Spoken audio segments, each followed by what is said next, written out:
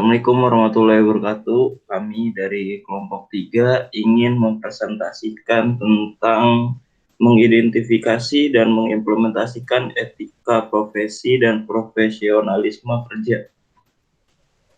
Kami dari kelompok 3 dengan beranggotakan Bara Prasetyo,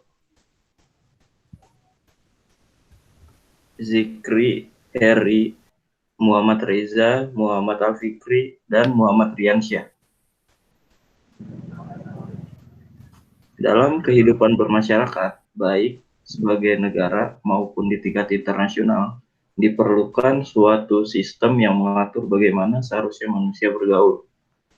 Artinya, moralitas dapat membantu orang mengambil sikap yang benar dan mengambil tindakan dalam hidup. Etika dapat membantu kita mengambil keputusan untuk menentukan tindakan apa yang perlu kita lakukan dan apa yang perlu kita pahami bersama, serta etika dapat diterapkan dalam semua aspek kehidupan kita.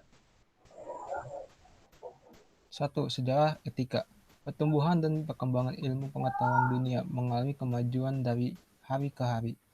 Bidang filsafat adalah salah satu disiplin ilmu.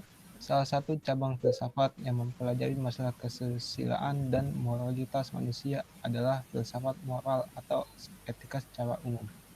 Hal ini sesuai dengan apa yang dikatakan E.C. Ewing 2013. Etika atau filosofi moral terkait dengan nilai dan konsep seharusnya yang etika dari masa ke masa. 1. Etika periode Yunani. 2. Etika abad pertengahan. 3. Etika periode bangsa Arab. 4. Etika periode abad modern.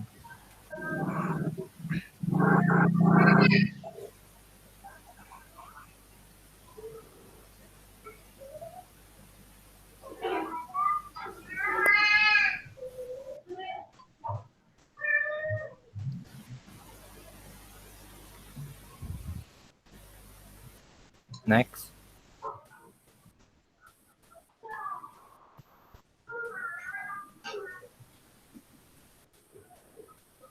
Kata etika berasal dari bahasa Yunani kuno. Bentuk tunggal dari kata etika adalah ethos, dan bentuk jamaknya adalah taeta. Spirit memiliki banyak arti, yaitu tempat tinggal biasa, padang rumput, kandang, kebiasaan, atau adat istiadat. Moralitas, budi pekerti, perasaan, sikap, cara berpikir. Pada saat yang sama, makna taeta bersifat kebiasaan. Arti bentuk jamak inilah yang melatar belakangi terbentuknya kata moralitas yang digunakan Aristoteles untuk menunjuk pada filsafat moral. Oleh karena itu, dari sudut pandang etimologis asal-usul kata, etika berarti pengetahuan tentang apa yang biasa dilakukan atau adat istiadat.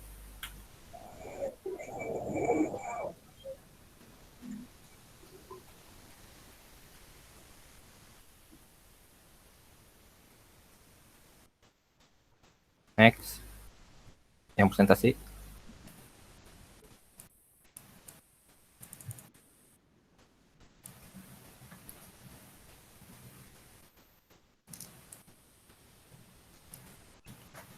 Selanjutnya ada sistematika etika. Secara umum, menurut A. Thornycroft, etika dapat dibagi menjadi dua bagian. Pertama, etika umum membahas tentang kondisi dasar dan teori etika tentang bagaimana manusia bertindak secara moral ketika membuat keputusan etis dan mengacu pada tolak ukur kode moral sebagai kode etik dan tolak ukur atau kriteria untuk menilai perilaku baik atau buruk. Kedua, etika khusus, yaitu penerapan prinsip moral dasar dalam bidang tertentu, yaitu bagaimana mengambil keputusan dalam proses dan fungsi organisasi serta melakukan tindakan dalam kehidupan sehari-hari atau bertindak secara etis berdasarkan teori moral. Aspek-aspek kode perilaku sebagai berikut. Ada Code of Conduct, Code of Profession, Code of Publication, and Code of Enterprise. Next. Ayo.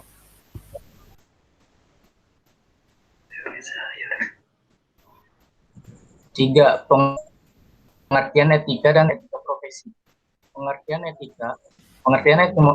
etimologi berasal dari bahasa Yunani ethos yang artinya etiket atau kebiasaan, custom. Sebagai subjek, etika melibatkan konsep bahwa individu atau kelompok harus menilai apakah tindakan yang diambil benar atau salah, buruk atau baik.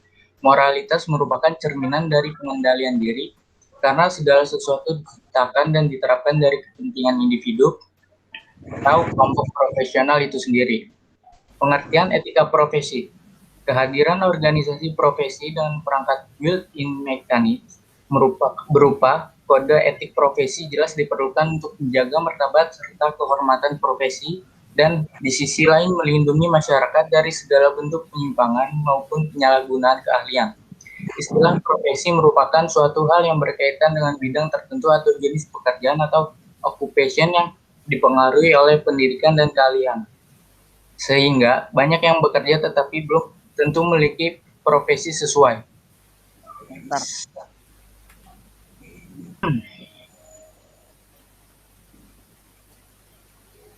Next.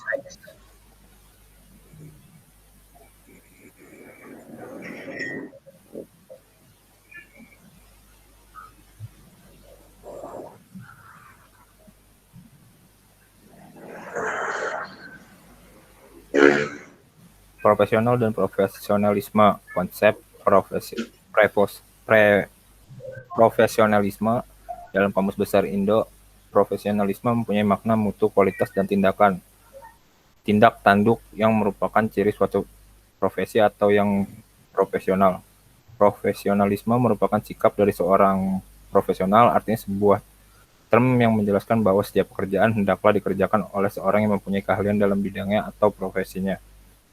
Profesi dan profesionalisme. Adapun profesi adalah suatu pekerjaan yang menuntut keahlian tertentu pelakunya, jadi dapat disyaratkan profesi merupakan pekerjaan yang membutuhkan pelatihan dan penguasaan terhadap suatu pengetahuan khusus. Profesi berasal dari kata profesion, serta profesional berasal dari kata profesional yang mempunyai batasan bervariasi tergantung dari konteks yang ingin diungkapkan. Oke, selanjutnya adalah kompetensi dan kehati-hatian profesional. Kompetensi diperoleh melalui pendidikan dan pengalaman. Anggota seharusnya tidak menggambarkan dirinya memiliki keahlian atau pengalaman yang tidak mereka miliki.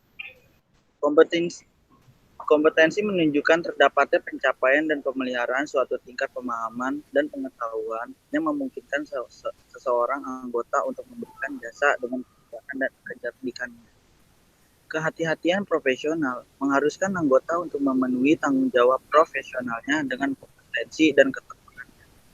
Hal ini mengandung arti bahwa anggota mempunyai kewajiban untuk melaksanakan jasa profesional dengan baik-baiknya sesuai dengan kemampuan, demi kepentingan pengguna jasa dan konsisten dengan tanggung jawab profesi kepada.